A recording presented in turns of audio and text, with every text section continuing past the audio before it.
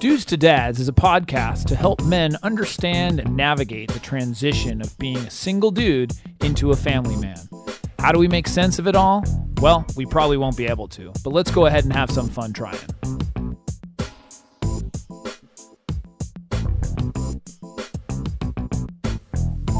And we're back. We are back. I'm Jason Kreidman. I'm Alan Bush. And this is Dudes to Dads. Alan, how are you this week? Wonderful. Everything's good. Everything's good. Yeah, had a good week this week. A topic for today that's very near and dear to my heart is about fitness. Yes. Staying in shape as it relates to dads. Specifically, how dads can lose weight and get in shape. Yeah, and I know you're a big fitness buff. I try to take care of myself. You know, the difference is we actually have a professional here with us today. Not just you bragging about stuff. Yeah, it's not just me. So we have a fitness pro, Max Wettstein.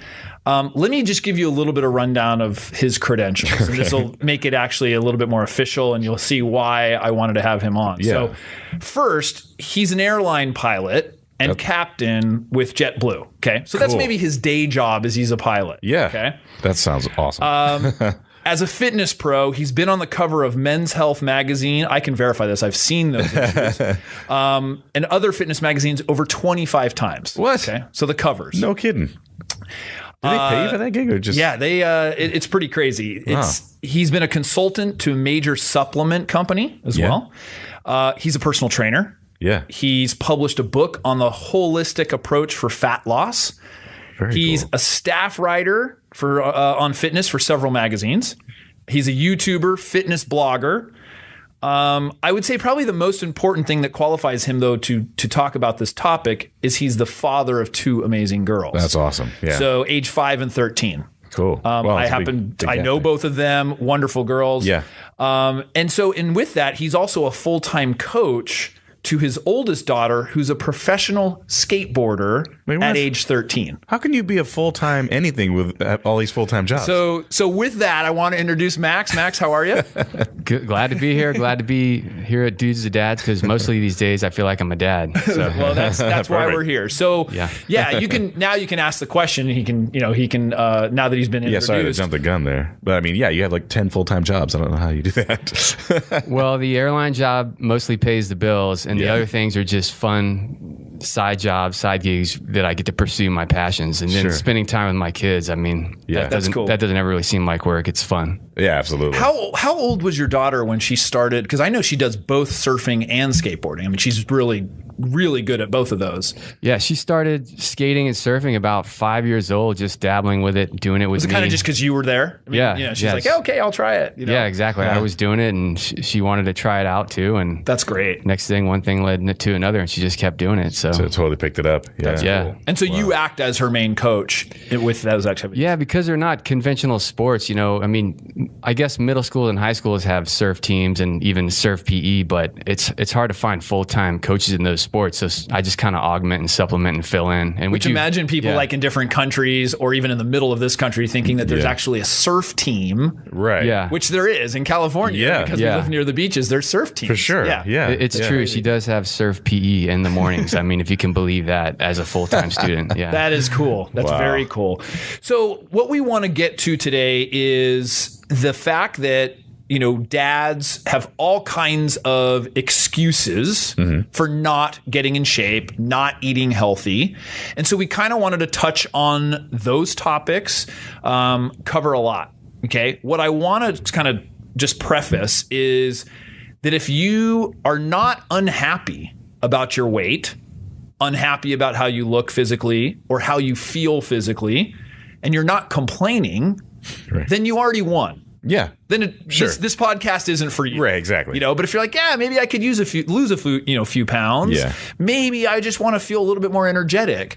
Maybe, there's all kinds of benefits that come from being healthy. Yeah, absolutely. Longevity. Better mood. Yeah, all kinds of that. Yeah. So if that is the case and you're not complaining about anything and you're totally happy, or maybe the people around you are complaining. Sure. Then you might want to listen. So, so it's something we just want to talk about, making healthy choices and doing that. So, Max, there's a ton of excuses on why people don't do these things. What I want to do is kind of touch on these. We talked a little bit beforehand. We'll touch, I want you to get your feedback on these. One of the first things people say all the time is there's just not enough time, or I'm too busy. What do you make of that? I totally get it. I mean, it's a shout out to all dads right now, because I look back to before when I had kids and I'm like, oh my gosh, it was so much easier to be in shape then. You had so much extra time. As soon as you have kids, right, your time is just devoted to your family. But, long story short, there's always a way to fit it in. I mean, I'll start with you, for example, since we are neighbors. When I do have an early flight and I come out at 5 a.m. to go to work, your truck's already gone, and you just take it out of the equation and you get your workout done before anybody in the house wakes up. So there's one strategy. I mean, other strategies are you can build a little home workout gym at your house. That's what I did. You can kind of work out with your kids, like depending on what age they are, get a jogging stroller, get a trailer to attach to your bicycle. Yeah, there's tons of ways, like you're saying, to just not make the excuse that I don't have enough time. Yeah. I think the bottom line with that, and I think we've talked about this on other topics, is it's just not a priority. Right. We all have a ton of things that we need to do. We work, we're parents, we're kids, we're siblings, we're professionals, whatever it is.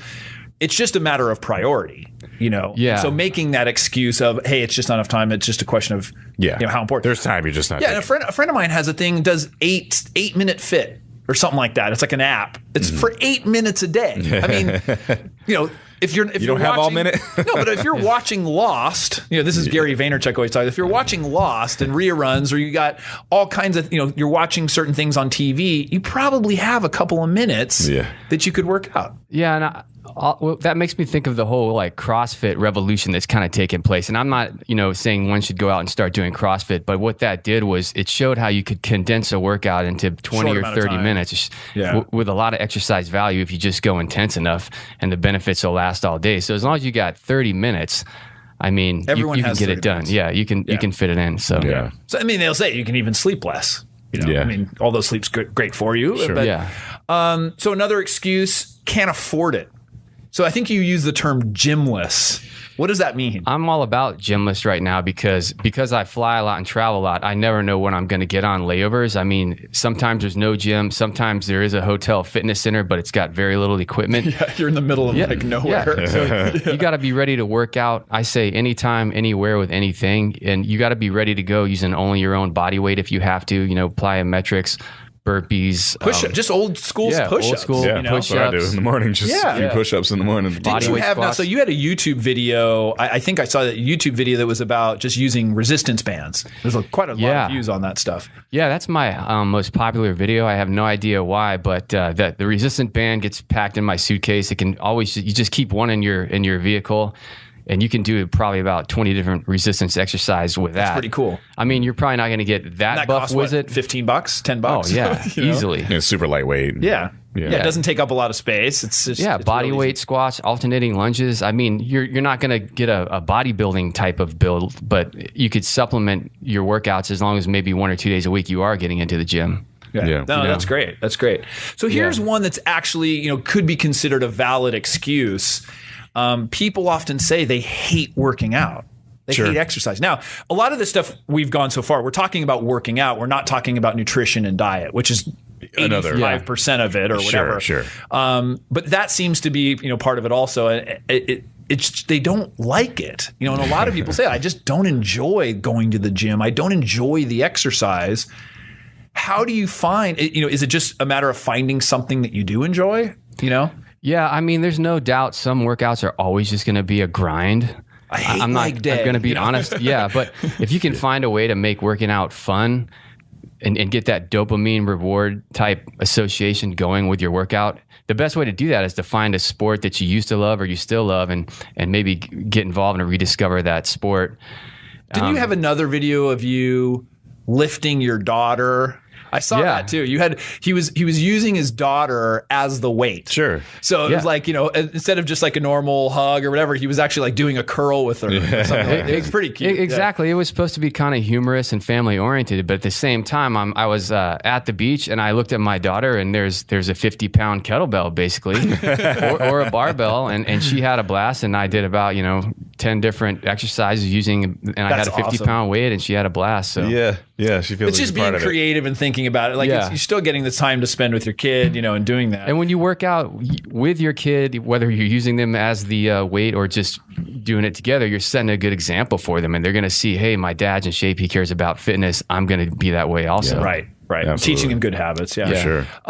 So I have this one actually is pretty close to home. That stuff just hurts, Yeah. I've had multiple shoulder surgeries, multiple knee surgeries. I guess if I sat on the couch, I probably wouldn't have my surgeries, right, because it's from being active. Sure. But, often I will hear like, oh, well, you know what? I had this injury and so I can't do anything, and the reality is that maybe you could do some alternative stuff that's non-impact. Hey, if your shoulder hurts, guess what? You can still walk. Yeah. Maybe you're not going to go run. Yeah. Or maybe you can't do a hardcore yoga or a weight exercise, but there is non-impact stuff. Wouldn't you agree? I totally agree. And I can relate because I'm in my 40s as well. And what I've found is like we have all these injuries as we're growing up and playing youth sports. And you think they go away and you think they heal, but really there's all this residual scar tissue.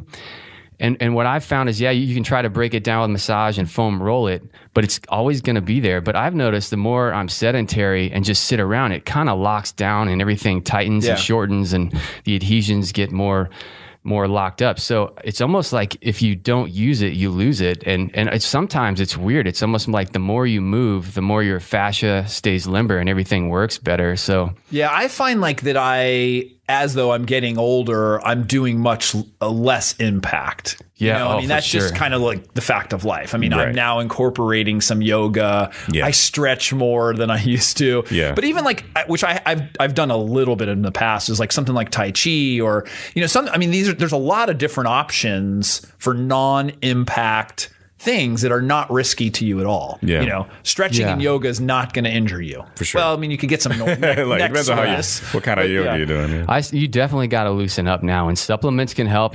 People, the jury's out on a lot of supplements. A lot of it's anecdotal. They cost money. I use a lot of supplements. Some people don't. But the more you can loosen up and get warm before and establish full range of motion or optimal range of motion before you do that exercise or activity, right, you're going to offset a lot of the pain. No, that's good. That's good. And the yoga, all that stuff is really good. So this one is kind of related to the not enough time, but I travel too much. So I guess you kind of touched on that with. Well, he's a pilot, so using your own body weight, bringing that stuff. Because the other one was more about just not having time, which travel kind of is similar to that. You're just not have that routine, if you will. It's like there's different time, but you kind of already solved and negated that one. It's right. Yeah. Well, if you really want to do it, you can do it. Yeah. Yeah. Real quick, I wanted to just go back and I'm looking back. I've had lots of injuries. I was a 4-sport athlete through high school and into college, and I look back and every injury I ever had, I never stopped training. I always trained around it. There's always a way to train around it. And it just seems like the more you keep moving, the less trouble you're going to have later. And I've even managed to avoid surgery. But getting back to the travel fitness, what were you? Well, I was also so we covered really from a weight standpoint or workout. I'm curious is how do you maintain a good diet when you travel so much? So that's the hard thing is like you're in airports, you're in hotels, you're in that and especially let's say for people who work in an industry where that's part of it when they travel. It's socializing and going out to dinners. It's there might be drinking. There might be it's just part of what it is that you're doing in the routine. How do you maintain that? Or how does somebody maintain that by making those smart decisions? Because it's not easy. That's not easy to do. Yeah, there's a couple of tidbits in there. For one, I feel like no matter what choices you're offered or what's available, there's always a better choice or best choice. So French fries versus salad. Yeah, or like even McDonald's has salads. Exactly. So there's always a better choice if you're willing to have an ounce of discipline. And then secondly, if for myself personally, if I know the airline crew and the flight attendants and everybody wants to go out later and meet at the bar and have dinner together, and I know there's going to be drinks and appetizers, I'm going to be sure right when I get to the hotel, I get a crazy intense workout in first to offset it. I might not even tell them that I'm going to do that because I don't want them to think I'm all... there's something wrong with you. Yeah. Counting calories or whatever. Yeah. And so... But you work hard to play hard. I mean, that's part of it. Like, hey, if I'm gonna indulge in these things, there's a balance. Yeah. And then the third tier of that is always have some quality bars that work for you. Packed like nutrition in your bag. bars or something. Yeah, protein bars, I guess, is the can name, but whatever type of bar, whether it's organic. So you're saying, I'm guessing, is because when you get really hungry, you have a tendency to make a bad decision. Is that what you're going with that? Yeah, and it's just easy to pack along some quality trail mixes. It's nice to have something. So if there's only bad choices available, at least you got your boring protein bar. I'm so hungry that whatever sounds so good. You know? Yeah, you put a snack in there. Yeah, no, that's cool.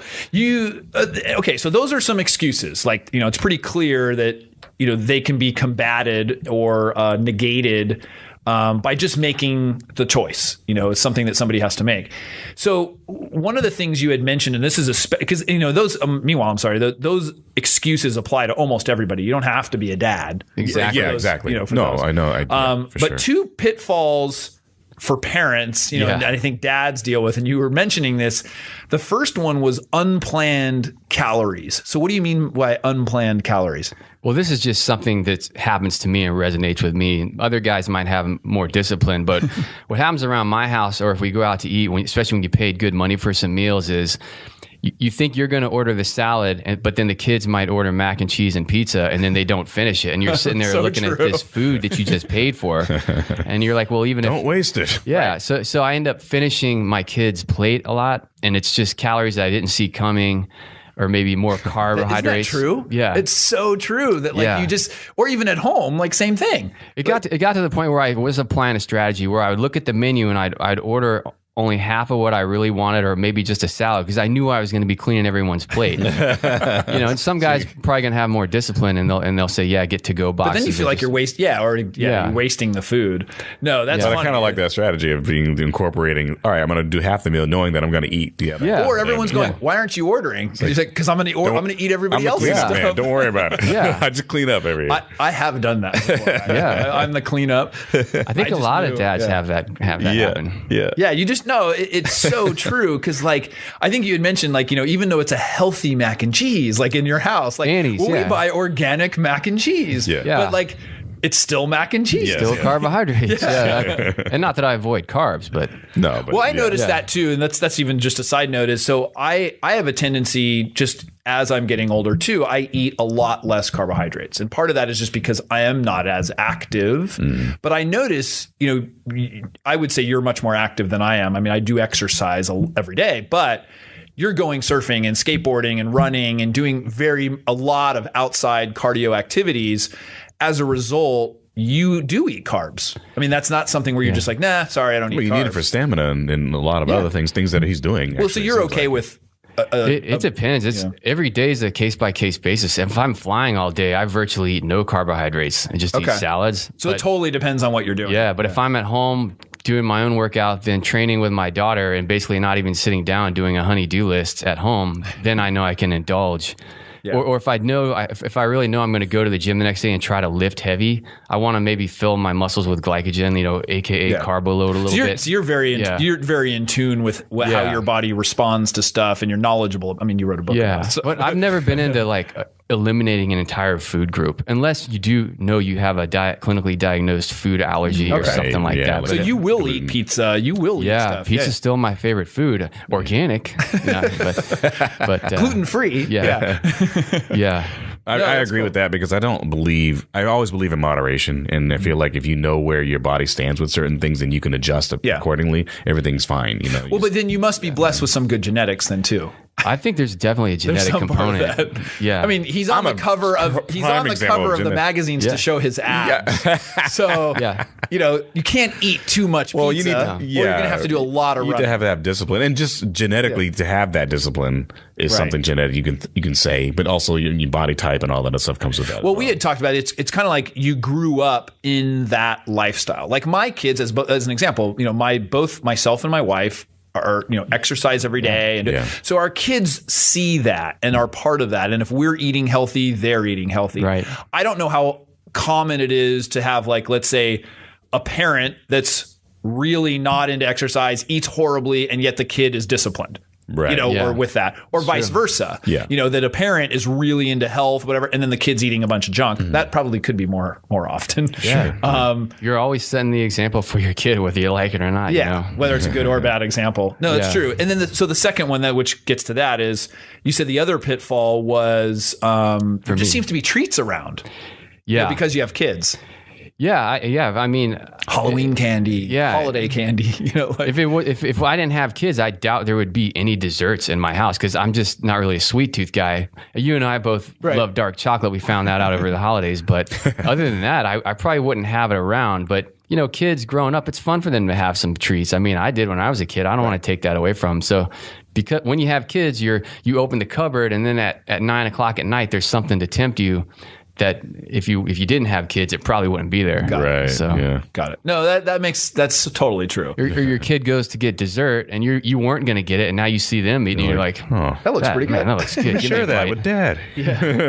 And so do you eat sweet? You eat ice cream? You eat other stuff, or you don't? I don't really, and it's funny. I've always preferred to have my dessert at breakfast, which not necessarily for healthy reasons, but you know, I'll enjoy maybe a beer or a glass of wine at night. That's more my thing. And then if my wife does bake a cake or there's some sort of You'll have it in the pie morning. around, I'll have it in the morning. Oh, yeah. interesting. So you just Yeah. kind of work it off. Yeah, and I'm not really doing that on purpose, but I feel like my body's more ready for it or Yeah. something. Oh, interesting. It is interesting. Yeah. So that's part of it too, which I said is, you know, being in tune with your body after, Yeah. you know, when you work out or you eat healthy, you begin to understand your body a lot more. True. You know, it's like, Yeah. you know what makes you feel good. I will say though, you know, for years I've watched what I eat and I've sort of grown up with it. It makes it more difficult to do or to eat bad things. Yeah. Like, you know, the cleaner you are, Yeah. the more difficult, because like all of a sudden you'll have stomach aches. You don't feel or like, good after eating Yeah, it. And and I'm like, you I have like how I feel after I eat certain things now versus the taste and the thing, Right. that immediate gratification. So now I'm looking at when I eat something, how well do I feel after eating it? Yeah, like If I eat fast have food, a I'm friend like, that "Oh, what the travels hell just happened to me?" constantly and eats in bars and horrible fried foods. I mean, he doesn't have any stomach issues. You know what I'm saying? Like, Yeah. it's fine. He's like a mutt. You know? Well, It's yeah, like, and it's interesting. Like I work in an office, and like when there's bagels or donuts, and I never eat them, and people are like, "Oh, you're really disciplined." I was like, "No, I just don't like how I feel after I eat them." So like, if I felt good after eating them, then I would eat them. Right. But I just don't like to eat them anymore. no, that's true. Yeah. If you have an aversion to that feeling, I guess that's why some people like don't, you know, do alcohol or other Yeah. things. It's just because of the just don't feeling like that the you have feeling afterwards. afterwards. Yeah. So that Partially does health, happen. There's like a partially ego. sugar hangover. You know, Yeah, I've had that where it's like the next like day I that. feel horrible.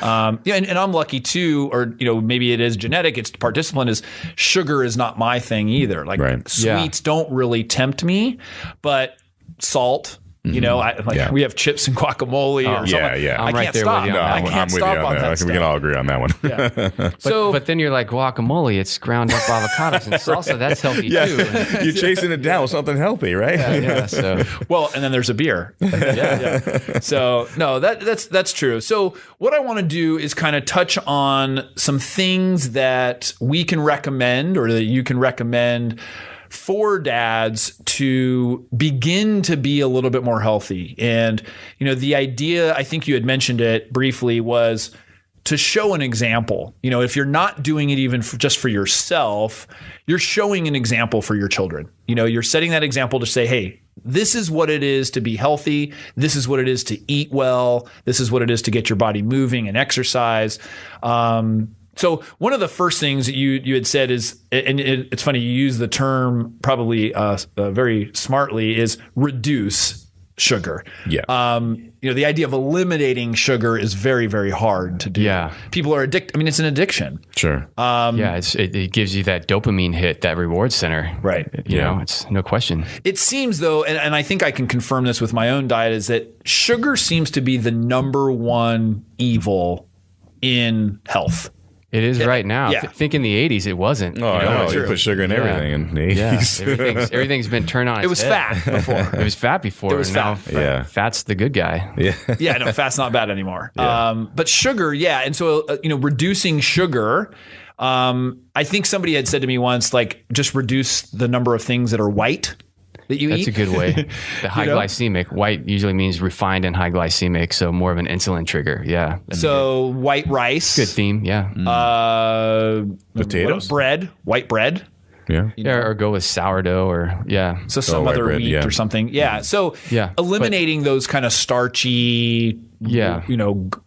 sugary things, of course, candies and everything else. or lower the glycemic load is another strategy. Like if you're going to have your piece of toast, either put like grass-fed butter So on combinations there. of something. Or like some almond butter, and you can lower the overall insulin impact by lowering the glycemic load is another strategy if you just have to have it. And but I don't like to eliminate food groups, but two things that are just pretty much evil are soda. Yes. And if you are going to have it, you got to have diet. Well, that was the second one I think you're recommending is drink more water. Yeah. And then the other one is fruit juice. Really, I mean, you're way better off eating a whole fruit because fructose has to get metabolized by the liver, so it makes it an additional load on the liver. So juice is really bad. Sports drinks are typically horrible, and you only which people need that, don't realize that. You only need that after like 90 minutes of exercise. Those electrolyte replacements, So a lot of people will say, "Oh, well, I'd rather give." I won't say any names, but I'd rather give my child this salty drink, for instead of a soda. And the reality is that it's just as bad. This is bad. Yeah, drink water for kids for sure. You know? Oh yeah, unless they need extra vitamin C because they have a cold or something. But yeah. So eliminating sugar is first. Second one, drinking more water. You know what I found, and this has actually helped me drink more water because I have a tendency to not be thirsty. I don't know what it is about my body. Like I'm just not that thirsty, so I don't find myself drinking a lot of water.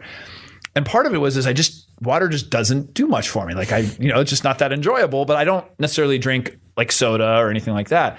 But I got these flavored drops that you can put in the water. I bought them off Amazon. I can plug the name. It's Stur, S-T-U-R. They're made from a stevia, so there's no sugar. There's no added coloring or anything like that. And basically, you just put some drops in the water, and it makes it flavored water. Like there's strawberry, watermelon. So I use that in the office. I'm drinking multiple glasses of water a day now because it tastes good. Yeah. So that was something for me, the flavored drops, and they actually have. And I've seen this guy. That's how I got turned on to him too. So there's a soda. This company doesn't have it, but other ones do. There's soda flavored or like cola flavored drops. Yeah. So you can put the drop or two into a soda water, which has 0 calories or 0 sugar or whatever. It's just bubbles. And you can make your own soda. And forget about the machines and the fancy machines that do that. This is just literally, I was out to lunch with somebody and he ordered a club soda or something like that and then took out this dropper and put in these dark drops. I'm like, what is that? It's like, oh, I'm making a Coke. It's healthy Coke. He's making a cola. He's like, or I think it was a root beer actually. And he just put the root beer drops in and that's what he was having for lunch. He's like, I just love root beer. But I don't want to have, and he was a bodybuilder, and he's like, I just don't have the calories. Like that's not what I have. Some people, it's the carbonation they're craving. Right. Yeah. So the regular water might not work. So it could be the bubbles. So you can do that. So it's a great tool for me. It helps me drink a lot more water. Yeah. To convert somebody who's a soda drinker into a water drinker. Yeah. The Perrier, the club soda, like with your drops or a squeeze of lemon. The only thing that you might is you don't have the caffeine. So if somebody does want the caffeine, they do make a caffeine flavor. There's like a berry one that's a caffeine flavor. So you can actually still get the caffeine too if you want. Wow. Yeah. So it's pretty cool. Technology. I know. Yeah, crazy. So this was one, it was kind of a repeated thing that we talked about before. You started finding something that you enjoy to do. So that's a recommendation. So, if a person's complaining like, hey, I just don't like to work out. You said you go skateboarding, you surf, for somebody who might like to hike, if they don't have the beach near them, or playing some sport, just go out and, shoot some hoops or swing a bat or, whatever it might be. You don't necessarily have to go to the gym. And I think maybe even that's where you and I differ. It's like, I'm more of like, I go to the gym or I do something. When I wasn't going to the gym, I would work out in front of the TV. I'm very routine with what I do. I have certain routines and I do that, and that works for me. Whereas for you, that doesn't work. You like to go out and, be in nature and do that. And it's not that I wouldn't do it. I just don't think that's not my first thing. Is that how you grew up? Was going on nature hikes and stuff like that? I know I was more of conventional sports, baseball, football, wrestling, track, and my dad owned gyms and all that. And I still love the gym, and I almost see the gym as like therapeutic and a good way to rehab injuries. Or I get to get away from everybody too. Yeah. Yeah. But as much as I love everybody, and you probably do get a dopamine fix there. You probably look forward to it. Oh, totally. No. I put my headphones on. I never worked out with a partner. I never enjoyed that. So I literally have my headphones on. It's my meditation, although I do meditate too, but it is a meditation for me. I am in the zone. There's a buzzword now. Athletes call it flow state. It's a psychological term, basically where you're doing something challenging enough, but it's still rewarding at the same time. And so if you can make your workout like that, a lot of times it takes people to find a sport though to make it fun and get in that state of flow, whether it's mountain biking or surfing, something that's going to challenge you and push you, but make it fun. A lot of people have a hard time having fun inside a gym. I mean, I can, you can, but yeah. Well, and I change it up too. Like, because I know it's so routine, I don't do the same workouts every day. I do different machines. I try different stuff. I do, so that keeps it, and then I will do a yoga, or I will do stretching, or I will do, like a kickboxing thing, or I'll do something different, a day or two a week. Cause I just, it does become a little monotonous, or things hurt, Yeah, right. I'm like, whoa, I went a little hard on that. Maybe I need to rest that part of my body, And that's where maybe one of those accountability trackers, like the Fitbit or one of those types of bracelets, will give you instant biofeedback of what you just did, and then you get a sense of accomplishment and you feel a reward that way. Yeah. Well, let's talk about that briefly. That's another recommendation. Whether it's electronic, like you said, like the Fitbit, it is a workout partner, a coach, a trainer, something like that. That's a tough thing. A lot of people need that accountability. Yeah, just to make sure they actually get to the gym or get to their workout or get to the court. And then other ways to make you accountable are sign up for your 5K or 10K or... Ooh, that's good too. So you're saying like have an event that you're going to go to. That you're planning for. A looming deadline is a good way to my provide. My 40th birthday. I got to look good. A vacation. Yeah, book a tropical vacation. Well, a friend of mine said that tropical vacation. Like, I'm going to be having my shirt off the whole week. I got to get in shape next year, for next year. That's just funny. That's true. That's where I almost had an unfair advantage for many years, especially when I was doing a lot of the fitness modeling. Was it would literally be my agent could call and say, hey, there's a casting tomorrow for men's underwear. You're ripped, right? And you were ready to go. Yeah. So like it's accountability. Or hey, Men's Health is having a cover try next week. Are you in shape? What are you going to say? No, I'm not. So like that was always... they knew they could come to you and you're ready to go. And it provided a crazy sense of accountability like most people never would have. So it just made making the best choice a little easier for me. Do a lot of the models do that where they're like, oh no, give me 2 weeks and then I'll be cut? Like, is that that's like a common thing? Yeah. Once you get established. You see them, they've got this like big belly and they're like, 2 weeks, they're all cut down and total so they can be in underwear. Off-season, yeah. That's more of a bodybuilder thing where they have the off season to get completely... Oh, you see those huge stomachs. They're in the gain phase, They're that's crazy. Yeah, that's probably a whole. I mean, that could be a whole other thing about all the stuff you had to do to I think like water retention and knowing. Yeah. Imagine too, like I think you had mentioned, like there's all kinds of requirements that you would know, like how far out you need to reduce your sodium, and so you were really knowledgeable about what it is that you needed to do. Yeah, and it did become intuitive. But real quick, another thing on accountability. I've had a lot of my friends do this where they got inspired by Biggest Loser, and they randomly 10 or 15 of them that all wanted to lose about 10 or 20 pounds said, let's form our own Biggest Loser club and winner takes all. Yeah, it's a $20 buy-in or $50 buy-in or whatever. Oh, that's funny. And I've had people do that in an office where they just who get the most weight within the 2 month period. Or it's like a percentage or something? Yeah, maybe based on percentages because because the 400-pound guy has a total advantage. Yeah, right, exactly. I lost 300 pounds. No, that's a good idea. But that accountability is true. Like some of us maybe have it more innately that just hold ourselves accountable for stuff. It's like a schedule if you're an entrepreneur, like, you work at home or whatever, like you have to be accountable to something or someone, and that's hard to do. Yeah, I think the easiest thing is sign up for a Spartan race or a 10K or something like that where there's a looming deadline. Oh, geez, I have 6 weeks. I better get my act together. Then what happens after that? Then you have to sign up for another race. Well, some people do that. I have friends that have done that where they got addicted to just doing those races. So they run all the time now. Right. So, a friend of mine named Mindy got really fit for by doing that, by having perpetual things that she had to do, a looming deadline, as you said, and it totally or works. you see yourself how good you look after that, and you're hooked. You're like, wow, I really look good. When people start commenting, your wife is like, whoa. Yeah. No, that's true. So another one is to start small or be realistic. I think, for someone who, let's say, is quite sedentary, they're not like, okay, I'm going to run a marathon. It just doesn't make sense.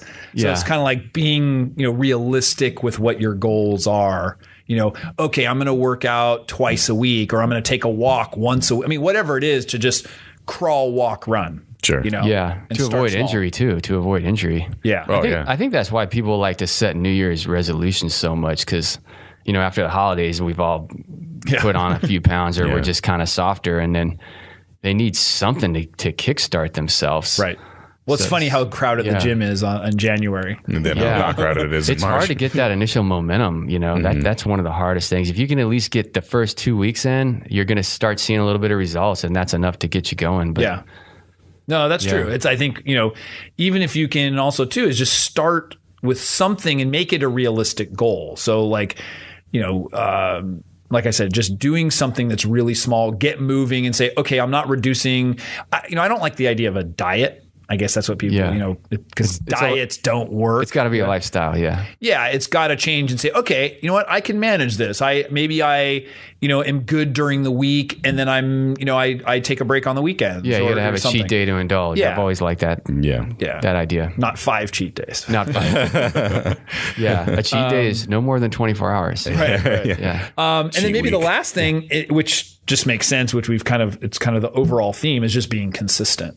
Yeah, that's that whole lifestyle philosophy that's got to get going at some point, Yeah, and I think when you make it, part of your family's lifestyle, that you start making choices that could be different. As an example, like if you as a family love to sit down and watch a movie, maybe you go out for a family walk, or maybe you go out for a family bike ride or something like that, which can change it up, and you're showing the kids to be active, and that's something that I think and the kids will enjoy that too. Because you're still spending the time together, so it's not an excuse like, oh, I've got to go work out and I can't spend time with my kids. Yeah, you can always integrate it. Yeah, I remember when my son was first born, like how difficult that was to find the time to go to the gym. And my wife and I would hand off like early morning and like, okay, you go. And then you go. Because we were both going to the gym at the time. We couldn't go at the same time unless we had a babysitter at 5 and 6 in the morning. Yeah. That's our time that we went. And so we had to like hurry back and go. And we, okay, you get 45 minutes today and then I get an hour tomorrow. And I think that's when you started doing like P90X for a while. And you're like, let's just work out at home. That's how we did. Instead of going to the gym, we just said, hey, you know what? There's this, and somebody had introduced it to me. I said, wow, I can actually just work out at home. Yeah. And I had never really thought of that before. Yeah. It's hard to wrap your head around that at first. You're like, man, there's no barbells around. Right. And I got in great shape as a result of that. Just following, and I found it very easy because you get to follow a program. It was a 90-day follow this thing, do this on this day, this on this. And that just made it even easier. Like I didn't have to make even a decision like, well, what do I want to do today? Right. It's like, yeah, exactly. It's all made decisions for you. It's a coach essentially at that point. Yeah. It was good. So that's great. Well, another way to integrate it into the family, it really depends on how your wife is or what type of wife you have. But like my wife and I, we got to do date night. We got to do date night. Well, what we do now is a lot of times we do date day. The kids are at school. We'll go play tennis or we'll go for a run together. So then you're getting points from your wife for spending quality wife time. Hopefully, it depends on how you got to pick an activity she likes. Then you just beat her. You can't in tennis. Your wife, Well, you're lucky too. You guys have flexible schedules to be able to do that. That's a good point. Yeah. When I'm off, I'm off. So a lot of guys are at the office all day. So never mind that. But well, they can always carve out something. Well, but you've created that lifestyle. I mean, kudos to you. It's funny. I'd be coming back. This was like an inside joke. Was where I'd be coming back from the office and he's coming back from the beach. And I'm like, what does, when I first moved there, I'm like, what does he do? Like, but it turns out then he's gone for 3 days straight. Right. Flying or whatever, or hey, he has to go to a shoot so it's like, it's just a different scheduling. Sure. But it was funny because I'd be like, you're always in a wetsuit. Like you're always surfing or you're always running or, I'm like, it's my profession, Jason. Wetsuits. I just get to exercise, I'm like, I was so jealous, And then of course, then he's like, oh, he's not going to be home for 3 days. Oh, okay. And then I realized he's working. Yeah. But like you said, when you are on, you've adapted to it that you get to spend that time with your kids. You spend the time with your wife. You get to do those things, and that's really cool. Yeah. And so you just have to adjust. If you're in the office all the time, it's funny. I've seen people too, like, will take a break during lunch. When I had a short stint at a company, I remember I did that. Like, I would just go during lunch because I wanted to get in there early. So I didn't work out early. I would go during lunch, or I've seen guys that'll just go for a jog if there was a shower there or something. Yeah. So you got to be motivated enough to do it. Yeah. And that's 90% of it right there is just being motivated enough just to take the next step. Like you said earlier, is just take that first step and just crawl before you walk and walk before you run. Or you make an agreement too with your significant other that, like, hey, we're going to do this together. That obviously makes it maybe sometimes easier for people. It's like, hey, we're going to make some healthy food choices. We're going to shop a little different. Do you think there is some kind of motivational tip given your experience, like during this whole process? Because I think that is like 90% of it is just getting motivated to just do something. Some people are just predispositioned to have that motivation. I'm really motivated to do these things and have that energy. Pleasure, right? Is there something that, I don't know, is there something that you could do for people who are a little more sedentary? Or I was just talking with a friend of mine today over coffee who's trying to get back in the game, and I think it's like you either have to find a way to make it fun by rediscovering a sport you love or meeting the guys for the basketball game or something like that, or sign up for a race or have some kind of deadline where you sign up that's going to hold you accountable and get you in motion. Are my two biggest things. Yeah, because I know I'm a huge procrastinator, but if I have to do something and it needs to be done, I'll do it. You know what I mean? And I think it's just the motivation to get it. Well, I think that's a good point. Is like when you have something that you're looking forward to, or there's pressure, or it forces you to do stuff. Yeah, it just forces you to. And there is one thing that I know you guys probably are aware of. It's funny. You can be really tired and stressed at your work or being stuck in traffic, and you're like, I feel so tired. And then there's some kind of magic that happens once you get through your first 10 or 15 minutes at the gym where it starts waking your body up in a different way. And it just seems to give more energy back than it takes, because it's a different type of energy used to work out than you. Right. Yeah. Because mental stress, I'm noticing this more now that I'm getting back into working out again, at least trying to, even in the morning doing the push-ups and stuff, is that sometimes that takes a more of a taxing on my body than a physical thing. I almost like want to work outdoors now because I'm like, at least I'm getting a workout and getting that dopamine going. It's good. Yeah. But mentally, I'm just sitting there stressed and sitting down and I'm not doing anything to counteract it. I'm constantly using this muscle up here called my brain and I'm in a million different pieces, a million different directions, and the jobs like that Jason and I do, that's what we're never focused. We always have to be kind of a multitasker. Yeah, well, what I was going to say is I don't think I could go at the speed at which I go if I didn't exercise. Right. No way. I mean, meditation helps too, but the focus and the ability to like have that high energy, that just lends itself for me. Like I feel different now, of course, when I don't work out. Like midweek, I was up really late one night this week, and I did not get to the gym the next morning. I didn't exercise. It just didn't work out. I only had a couple hours sleep, so I felt horrible. Not only did because I had less sleep, but I didn't get my workout in. Yeah, and then that's what happens too. It's kind of like the food. When you don't do it, I didn't feel as good that day. I was tired. I was sluggish. And so that's part of it is just starting that day. Like I know the days that I have a podcast at night, I better get my workout in the morning. It's like there's a lot of work to do today. I got my whole day of work, and then we got the podcast, and we do that. So I know I'm going to do that. Yeah. I'm going to eat good. It's like, and so I think it's just about being on. Yeah. And even like for Max, I'm sure like you also have other people that are relying on you. I mean, being a fitness model or like being a pilot, you've got to stay awake. I mean, there's all kinds of stuff that other people are relying on you for. So you kind of have to do it. Sure. It's part of your gig. Yeah. So you just touched on something too that often gets overlooked as being not a workout, but mental fitness is just as important as physical fitness. So sometimes if you are stuck in the office, but you can close your door for 15 or 20 minutes for a power nap, or if you know how to meditate or just do some kind of mindfulness or meditation exercise, that can be just as beneficial. Yeah. No, I've done that where I go to my car and just I remember you doing natural that. ability when to wake up together instantly when I need to. I'm like, where's Alan? He's sleeping in the car. I'll sleep in the car for like 10 minutes and 20 minutes sometimes if I have the time, but I will literally wake up at the time I need to get up, go right back into work, and I'm refreshed. Good. Yeah, feel refreshed. Yeah. That's crazy. Yeah, 20-minute power nap versus 20-minute workout. That's a tough one. I think they're both equally as beneficial. Yeah, for sure. That's cool. Yeah. So Max, where do people find you on social media and stuff? What are some of the stuff? I mean, you have a website, you've got Instagram, YouTube. What are some places people can find you? Yeah, I do all of it. I'm on Instagram, Max Wettstein, Twitter, Max_Wettstein. I got a blog, maxwettsteinfitness.blogspot, and then the so website. We'll link to some of those on the. I'm pretty easy to find. What was the book you wrote? I co-wrote it with a doctor of naturopathy, and we described it as a holistic approach to fat loss. It was called How Much Fat Are You Carrying?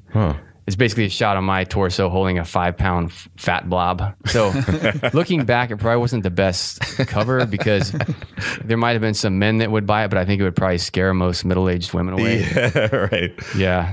So you should have just shown your abs. Yeah. I don't know. I got talked into doing it because I had abs within that grotesque fat blob. Yeah. It just didn't work for people, the marketing. Yeah. That's cool. And the problem is that, I wrote it back in 2008.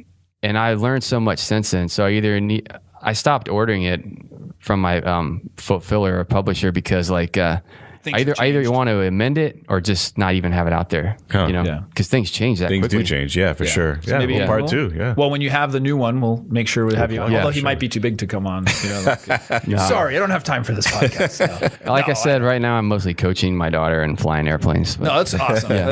I really appreciate you coming on. Life. No, it's got a lot of insight. I mean, that's part of it too. Is it takes years, obviously, to learn a lot of this stuff, but it's pretty simple to do some. Yeah. To be an expert and be a professional, it obviously takes many years.